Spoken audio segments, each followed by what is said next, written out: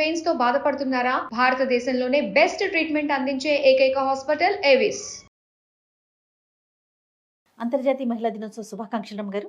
మహిళా దినోత్సవ శుభాకాంక్షలు జయ. సుమన్ టీవీ ప్రేక్షకులందరికీ, ముఖ్యంగా మహిళలందరికీ happy women's day. Women's day అనగానే చాలా కార్యక్రమాలు జరుగుతూ ఉంటాయి. మీరు నేను కూడా వెళ్తూ ఉంటాము. మనం కూడా స్పెషల్ ప్రోగ్రామ్స్ చాలా చేస్తూ ఉంటాం. ప్రతి సంవత్సరం మాట్లాడుకుంటూనే ఉంటాం కదా రమ్మ గారు. ఈ విమెన్స్ డేకి ఈ సంవత్సరం నుంచి మనలో ఎలాంటి మార్పులు వస్తే బాగుంటాయి? ఎదుటివారి దృష్టి కావచ్చు, మన వైపు నుంచి కావచ్చు, మనం ఎలాంటి మార్పులు చేర్పులు చేసుకొని సమాజంలో ముందుకెళ్తే బాగుంటుంది అని మీరు భావించారు రమ్మ గారు? ఏటా కొత్త కొత్త మలుపులు వస్తూనే ఉన్నాయి జయ. ముఖ్యంగా ఆడపిల్లల ప్రగతి, స్త్రీలు ముందంజ వేయటం, వ్యాపార దృష్ట్యా కానీ వ్యాపార రంగంలో, తర్వాత ఈ మన ఉద్యోగ రంగంలో అనుకో, ఇటీవల వ్యవసాయ రంగంలో కూడా మహిళలు రాణిస్తున్నారు. మంచి అవకాశాలు వస్తున్నాయి. సమాజం సపోర్ట్ చేస్తోంది. కుటుంబపు సపోర్ట్ కూడా ఖచ్చితంగా ఉంటుంది, లేకపోతే ముందుకెళ్ళలేకపోతాం. కాబట్టి రకరకాల ప్రెషర్స్కి గురవుతూనే, ఇంటా బయట ఎన్నో రకాల ఇబ్బందులు పడుతూనే ముందంజ వేయాలనే చూస్తున్న ఆధునిక మహిళ ఈ రోజున చాలా ప్రత్యేకంగా కనపడుతుంది. మనం మామూలుగా విమెన్స్ డే అంటే నేను పెద్దగా డేస్కి పెద్ద ఇంపార్టెన్స్ ఇవ్వని, నాకు పెద్దగా నచ్చదు ఆ మాట. ఏదో ఒక రోజు మనది కాదు, ప్రతిరోజు మనదే. మనదే అయి ఉండాలి, మనదే అవుతోంది కూడా. ఇప్పుడు ఇందులో ఏవో ప్రమాదాలని, ఇబ్బందులని, ముందుకు వెళ్ళలేని పరిస్థితులని కనపడుతూనే ఉంటాయి. మనం పేపర్లో చూస్తే కనిపిస్తుంది, ఇది ఈ ప్రమాదానికి లోనయ్యారు, అత్యాచారానికి లోనైనవి. అద్భుతంగా చదువుకుని ఎంతో రాణింపుకు రావాల్సిన వాళ్ళ పరిస్థితి కూడా దుర్భరమైన స్థితిలోకి వెళ్ళిపోయినట్టు, మరణాలు, అవి కొంచెం బాధ కలిగిస్తూ ఉంటాయి. ఏంటి, ఆడపిల్లలు అన్ని చోట్లకి పరిగెత్తేస్తున్నారు, ప్రతి చోటకి వెళ్ళగలుగుతున్నారు, పైలట్లు అయిపోతున్నారు, వ్యోమగాములు అయిపోతున్నారు. ఈ స్థితిలో నుంచి మార్పు రావట్లేదు. ఏంటి, అది ఒకటి కనపడినా మనసు కలిచేస్తున్నట్టుగా ఉంటుంది. ఇంత 100% సక్సెస్ని చూసినా ఒక్క ఇన్సిడెంట్ విన్నప్పుడు అయ్యో ఏంటి మనం బలహీన పడిపోతున్నామా, దొరికిపోతున్నామా, ఇంకా ఇప్పటికీ మన సహయోగం లేకుండా ప్రపంచం ముందుకు నడిచే స్థితి లేని పూర్తి రోజు వచ్చేసినా కూడా మనం ఎక్కడో దొరికిపోతున్నామా? ఇంకా ఆడపిల్లల సేఫ్టీ ముఖ్యమైన విషయంగానే ఉందా? ఇంకా అమాయకంగానే ఉంటున్నారా? అమాయకంగా ఉంటున్నారా? ఇంకా బలహీనంగానే దొరికిపోతున్నారా? అవును రామ్ గారు. ఇప్పటికీ ఈ అత్యాచారం అన్న ఒక్క పాయింట్ మీదే వెనకబడిపోతున్నామా? అలా అనిపిస్తుంటుంది జయ. అది చూసినప్పుడల్లా నాకు దుఃఖంగా ఉంటుంది. అసలు ఎలాంటి యూనివర్సిటీస్లో, ఎలాంటి కోర్సెస్లో ఆడపిల్లలకి సమాన స్థాయిలో మగపిల్లలతోటి ధీటుగా పరిగెడుతున్నారు. ఇందాక మీరు వ్యవసాయం అన్నారు కదా రమ్మ గారు. మన దేశాల్లోనే కాదు, విదేశాల్లో కూడా మన మహిళలు వ్యవసాయ రంగం అంటే ఏంటో చేసి చూపిస్తున్నారు. మన తెలుగుడి సత్తా ఏంటో చూపిస్తున్నారు. ఎంతమంది మహిళలు ఉన్నారు. అవును, వ్యాపార రంగంలో కూడా చాలా మంచి గట్టిగా ఉన్నారు. అన్ని రంగాల్లో ఉండి ఎక్కడో ఒక చోట ఓ చిన్న పిల్లో, ఒక చదువుకున్న అమ్మాయో, ఓ వ్యాపారవేత్తో, ఒక వృత్తి విద్యా నిపుణురాలో, ఇవన్నీ కాకపోతే ఇళ్లల్లో ఉన్నవాళ్ళు దౌష్ట్యానికి దొరికిపోతున్నాం. ఇప్పుడు మనం దొరికిపోవటమా, అవతల వాళ్ళు దౌష్ట్యాలు మానుకోకపోవటమా? మనం దొరకటమే కాదు, ఇప్పుడు మనం దొరికామంటే మనకే దొరకట్లేదు కదా, ఇతరులకి దొరికేస్తున్నాం మనం. అవతల వాళ్ళు ఎందుకు తమతో సమానంగా రాణించగలిగే సహాధ్యాయినో లేకపోతే సహోద్యోగినో సహించలేకపోతున్నారా వీళ్ళు? అలా అనిపిస్తుంది. అంతేగా, అంత ఓర్చుకోలేనితనం ఎందుకు ఉంటుంది? ఇలా చంపేసైనా, నాశనం చేసేసైనా, ఎందుకు పనికిరానితనంగా చేసేసైనా ఏమిటి ఈ శక్తి చూపించేది? తెల్లారు లేస్తే ఆడవాళ్ళు లేనిదే సాగదే, అమ్మ లేనిదే నువ్వు లేవు, పెళ్ళాం లేనిదే నీ కథ నడవదు, పిల్లలు లేనిదే నువ్వు ప్రూవ్ అవ్వవు. పూర్తిగా ఆడవాళ్ళతోటే కదా జయ. ప్రతి చోట స్త్రీ అవసరం ఉంది. మరి ఎందుకు తమతో పాటు నడవాల్సిన వాళ్ళని, తమతో పాటు ముందుకు రావాల్సిన వాళ్ళని ఎక్కడో చోట ఇలాంటిది ఏదో ఒకటి చేసేసైనా వీళ్ళని వెనక్కి దూసేయాలనే ధోరణిలో ఇంకా ఉన్నారా వీళ్ళు? వాళ్ళకి నేర్పాలేమో అనిపిస్తుంది జయ నాకు. మన మగపిల్లలకి, మన ఇంట్లో ఉన్న అబ్బాయిలకి, మనతో పనిచేసే వాళ్ళకి, మన సబార్డినేట్స్కి, నీతో పాటు ఉన్న స్త్రీని నీతో సమానంగా నువ్వు ఎంత గౌరవం, ఎంత మర్యాద, ఎంత విలువ కావాలనుకుంటావో అదే మర్యాద, అదే గౌరవం, అదే విలువ నీతో పాటు ఉన్న స్త్రీలకి ఇవ్వటం నేర్చుకో అని చెప్పాలి. అది ప్రతి అడుగడుగున అడుగడుగున అడుగడుగున ప్రతి చోట, ఒక ఉద్యోగంలోనే కాదు, ఒక ఇంట్లోనే కాదు, ప్రతి చోట ప్రతి ఎక్కడ చోట. ఏ పాత్రలో ఉన్నా ఆ స్త్రీకి సరైన గౌరవం ఇవ్వాలి. ఇవ్వాలి ఇవ్వాలి. మీరు ఏది కోరుకుంటున్నారో తను కూడా అదే కోరుకుంటుంది, అదే కోరుకుంటారు. కానీ చాలా మంచి వ్యాలిడ్ పాయింట్ రమ్మగారు. అది ఎందుకు మనకు అక్కర్లేదు, ఇది మనకు అవసరం లేదు అని మానేసేందుకు? ఇది మనం 100 ఏళ్ల వెనకబడి లేం కదా. అవును, లేము. ప్రతి పోటీ పరీక్షలోనూ ఆడపిల్లలు తమ పూర్తి శక్తియుక్తులు ప్రదర్శిస్తూ ఉంటే, ప్రతి చోట వాళ్ళ వంతు వాళ్ళ గ్రాప్ చేసేసుకుంటూ ఉంటే, మీరు ఎందుకు వాళ్ళతో పాటు ముందుకెళ్ళరు? వాళ్ళని మీతో పాటు ఎందుకు ముందుకు తీసుకెళ్ళరు? ఎందుకు గౌరవించరు? ఈ గౌరవం మనం అడిగితే రాదు జయ, నేర్పితే వస్తుంది. 100% నేర్పాలి ప్రతి తల్లి. ఈ ఉమెన్స్ డే రోజున మనం చేయవలసింది ఏంటంటే, ఏడుస్తుంటే ఆడపిల్లలాగా ఏడుస్తున్నావు లాంటి మాటలు అనకండి. ఆడదానిలాగా చేతకాంతనంగా ఉన్నావు అనద్దు. ఆడాళ్ళు చేతకాని వాళ్ళు కాదు. ఆ చేతకాని వాళ్ళైతే నువ్వు ఎట్లా పుట్టేవు? నువ్వు ఒక ఆడది చచ్చితేనే బతికేవు, పుట్టేవు నువ్వు. లేకపోతే నువ్వైతే చచ్చి బతకలేదు కదా. అంతేగా, నువ్వైతే కాదు. ఒక ఆడది చస్తేనే ఒక శిశుజననం జరుగుతుంది. చచ్చినంత పని అయితేనే. నీకు మందు ఇదివరకటి లేవు, మందులు లేవు, మాకులు లేవమ్మా. ఇప్పుడు హాస్పిటల్స్ వచ్చినాయి, అడుగడుగున మందులు వచ్చినాయి, ఫోలిక్ యాసిడ్ వచ్చింది, కాల్షియం వచ్చింది, ఐరన్ వచ్చింది, బాగానే ఉంది. నొప్పి అది ఉందా లేదా? ఉంది కదా. బరువు అదే ఉంది. 9 నెలలు ఇంత సమయం అదే ఉంది. ఉన్నప్పుడు దానికి తగిన గౌరవం నువ్వెందుకు ఇవ్వవు? నువ్వు ఇవ్వట్లేదంటే నువ్వు నీ పుటక్కే గౌరవం ఇవ్వటం లేదు కదా. దాన్ని గౌరవించడం మనతోటి ఉన్న మగవాళ్ళకి నేర్పాలి. మీరు విమెన్స్ డే సెలబ్రేషన్ అంటే మనమే 10 మంది కలిసి మనమే మాట్లాడుకుని మనమే జై కొట్టుకుంటేనా? కాదు. మన ఇంట్లో ఉన్న పిల్లలకి మంచి మాట చెప్పండి.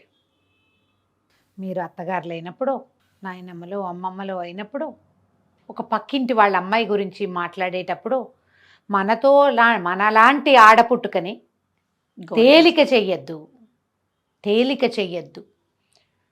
ఆ చులకన భావం మన దగ్గర పోగొట్టుకోవాలి. మనం దానికి వెయిట్ ఇవ్వాలి. నేను చిన్న వీడియోలు చూస్తాను జయ, అప్పుడప్పుడు కొన్ని భలే నచ్చుతాయి నాకు. అందులో ఒకటి ఇప్పుడు చెప్తా చూడు. ఒక కోడలు ఏదో తుడుస్తూ ఉంటుంది. అత్తగారు అడుగుతుంది, క్యా కర్ రే హో బేటా అని. సాఫ్ కర్ రే హూ మాచి అంటుంది. అజా ఇదరా అని పిలుస్తుంది. అత్త కోడలు పక్క పక్కన కూర్చుంటారు. తేరా మాయికా నయ్యే మేరా మాయికా నయ్యే హమ్ క్యూ కరే అంటుంది. తో కౌన్ కర్తా హై అని అడుగుతుంది కోడలు. అడిగితే జిస్కా మాయికా హై ఓ కరేగా హమ్ క్యూ కరేగా అండి. అత్తగారు చేయదు, కోడలు చేయదు, వాళ్ళ అమ్మాయిలు వాడే తుడుచుకుంటాడు, మానుకుంటాడు. లేకపోతే తల్లులు అత్తగారులు ఇలా మాట్లాడగలిగే రోజు వస్తే మనం హ్యాపీ విమెన్స్ డే చెప్పుకోవచ్చు. Super concept. మీరు గనక ఒక అత్తగారైతే, మీరు అమ్మగా ఉంటే మీ పిల్లల్ని ముందుకు తీసుకెళ్తారు. మీరు అత్తగారైనప్పుడు మీ కోడల్ని ముందుకు తీసుకెళ్ళండి. ఆ రోజు హ్యాపీ విమెన్స్ డే అవుతుంది. మీరు ఒక సంస్థలో పెద్ద పోస్ట్లో ఉంటే మీ కింద ఉన్న ఆడపిల్లలు మీలాగానే తలెత్తుకుని ఉండగలిగే స్థితి కల్పించండి. అప్పుడు హ్యాపీ విమెన్స్ డే. మీరు ఒక కాలేజీ ప్రిన్సిపల్గానో, ఒక స్కూల్కి హెడ్ మిస్ట్రెస్గానో ఉండి చాలామంది ఆడపిల్లల్ని మీరు చదివించేటప్పుడు ఆడపిల్లలు ఒద్దిగ్గా ఉండాలి కాదు చెప్పాల్సింది, మగపిల్లల్ని లైన్లో ఉంచాలని నేర్పించండి. అప్పుడు హ్యాపీ విమెన్స్ డే. అప్పుడు కదా జరిగేది. ప్రతి వాళ్ళు ఒద్దిగ్గానే ఉండాలమ్మా. ఆడకైనా మగకైనా ఒద్దిక అవసరమే. వీళ్ళని మాత్రమే లైన్లో పెట్టి వాళ్ళని వదిలేస్తామంటే అచ్చుపోసి అట్లా కుదరదుగా. వీళ్ళు లైన్లో ఉండాలంటే ఆ లైన్కి గీతల్లో నుంచోటం వాళ్ళకు కూడా రావాలి. అది నేర్పించేందుకు ఈ విమెన్స్ డే రోజున కంకణం కట్టుకోండి. మీ ఇంట్లో నుంచే స్టార్ట్ చేయండి. మీరున్న సంస్థల్లోనే మొదలు పెట్టండి. ఒక 5-10 ఏళ్ళకైనా మనం ఇలా రోజు చూసేటువంటి సంఘటనలు పేపర్లో నెలకో 2 నెలలకో 3 నెలలకో ఎక్కడో తప్పిదగిన యాక్సిడెంట్ అట్లా చూడగలిగితే మనం హ్యాపీ విమెన్స్ డే చేసుకోవచ్చు. తప్పకుండా రమ్మగారు. మరి ఆడపిల్లలకి ఇదే వారికి కూడా వీళ్ళకి కూడా ఆడపిల్లలు ఇప్పుడు మనం సరిగ్గా ఇప్పుడు మనం ఒకళ్ళని లైన్లో పెట్టాలి. నువ్వు అవతల వాళ్ళకి లైన్ చూపించాలంటే నువ్వేం చేయాలి? ముందు ఖచ్చితంగా లైన్లో ఉండాలి. నువ్వు లైన్లో ఉండాలి. నీకొక హద్దు ఉండాలి. విలువలు పోగొట్టుకోవద్దు, మర్యాద వదిలిపెట్టుకోవద్దు. నువ్వు విలువ మర్యాద రెండు ఉండాలంటే ఓ అందులో ఉండాలి. కొన్ని గీతలు ఉండాలి, బ్యారికేడ్స్ ఉండాలి ప్రతి పద్ధతికి, ప్రతి విషయానికి. నేను హద్దులు దాటుతాను, నా ఇష్టం, అమ్మ నాన్న మాట విన్ను, నా ఇష్టారాజ్యంగా నేను చేస్తాను. అవతల వాడి దారిలో ఉండాలంటే ఉండరు అట్లా. అది నువ్వు ఒక గీతలో ఉండు, అవతల వాళ్ళని ఆ గీత లోపలికి లాగి నుంచోబెట్టగలుగుతావు. నీకే గీతలు లేకపోతే అవతల వాళ్ళకు కూడా ఉండవు. ఇప్పుడు వాడికి ఉండాలి, వాళ్ళని పద్ధతిలో ఉంచాలనుకో, అదే కదా చెప్పుకుంటున్నాము. మరి దానికి ముందు మనం ఉంచవాలిగా అక్కడ. ఎస్, మనకి కూడా కొన్ని హద్దులు, సరిహద్దులు, పద్ధతి, విధానము, ఎథికల్గా ఉండటము, ఇది బై ప్రాక్టీస్ రావాలి జయ. సడన్గా పెద్దవాళ్ళం అయిపోయాక ఏమిటో వచ్చేదు, ముందు నుంచే ఉండాలి అది. కనీసం ఈ విషయంలో నేను ఇలా ఖచ్చితంగా ఉంటాను, నేను సరైన పనే చేస్తా, చెడ్డది చెయ్యను, ఎవరితోటైనా ఒక మాట అనిపించుకోవడానికి సిద్ధంగా ఉండను. నేను అసలు మాట అనేదాకా రావద్దు, అసలు ఆ ధోరణి ఉండాలి. ఉంటే మనం ఎప్పుడు హ్యాపీ విమెన్స్ డే చేసుకోగలుగుతాం. ప్రతిరోజు మనదే అవుతుంది. అంతే కదా రమ్మగారు. ధైర్యంగా ఉండటం, ఏ కష్టం వచ్చినా సరే నిలబడి ఉండటం, ప్రతి సమస్యకి ఒక పరిష్కారం ఉంటుందని ఆలోచించటం. అంతే కదా రమ్మగారు. రీసెంట్గా నేను సోషల్ మీడియాలో ఒక చిన్న న్యూస్ చూశానండి, ఈ సందర్భంగా మీతో షేర్ చేసుకుంటాను.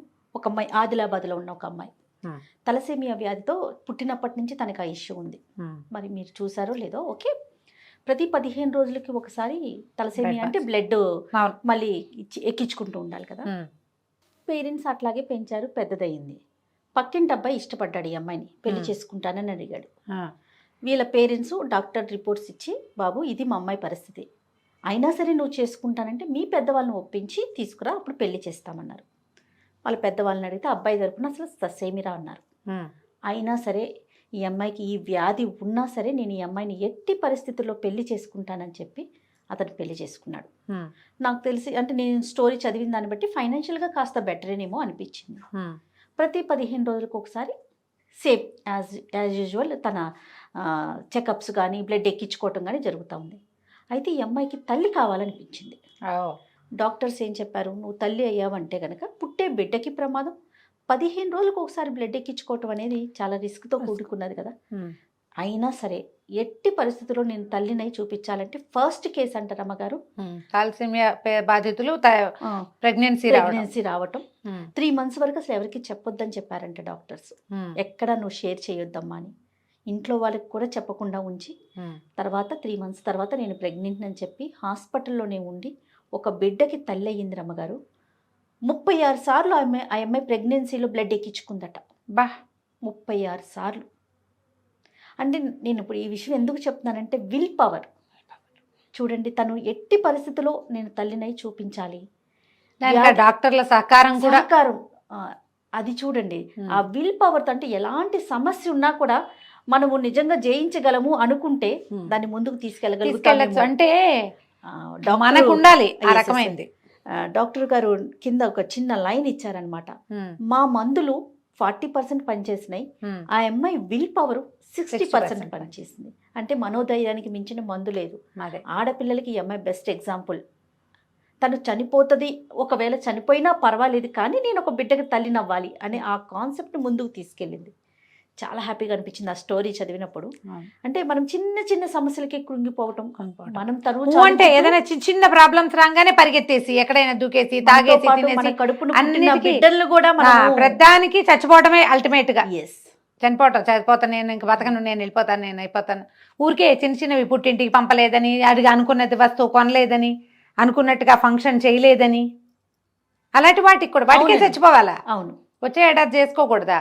చేసుకోవచ్చు కదా. అలాంటి వారికి వీళ్ళు బెస్ట్ ఎగ్జాంపుల్. నిజంగా చాలా మంచిగా అనిపించింది ఆ స్టోరీ చదివినప్పుడు. ఈ విమెన్స్ డే సందర్భంగా ఇట్లాంటి ఒక మంచి అద్భుతమైన విల్ పవర్ ఉన్న ఒక అమ్మాయి విషయం మనం ఇలా పబ్లిక్ చెప్పడం కూడా చాలా అద్భుతమైన సంగతి. ఎవరైనా సరే మనిషి అన్నవాడికి విల్ పవర్ అవసరం. ఆడవాళ్ళు ఎంత స్ట్రాంగ్గా ఉంటే కుటుంబం అంత స్ట్రాంగ్గా ఉంటుంది. ఫ్యామిలీ స్ట్రాంగ్గా ఉంటే సొసైటీ స్ట్రెంగ్థెన్ అవుతుంది. గుడ్ సొసైటీ వల్లే భారతదేశం బాగుపడుతుంది. అంతే రమ్మగారు. దేశాన్ని ముందుకు తీసుకెళ్ళడానికి ఆడపిల్లలు తమ యొక్క విల్ పవర్ తోటి దీన్ని ముందుకు తీసుకెళ్ళాలి. రైట్. నమస్తే రమ్మగారు. నమస్తే జయ.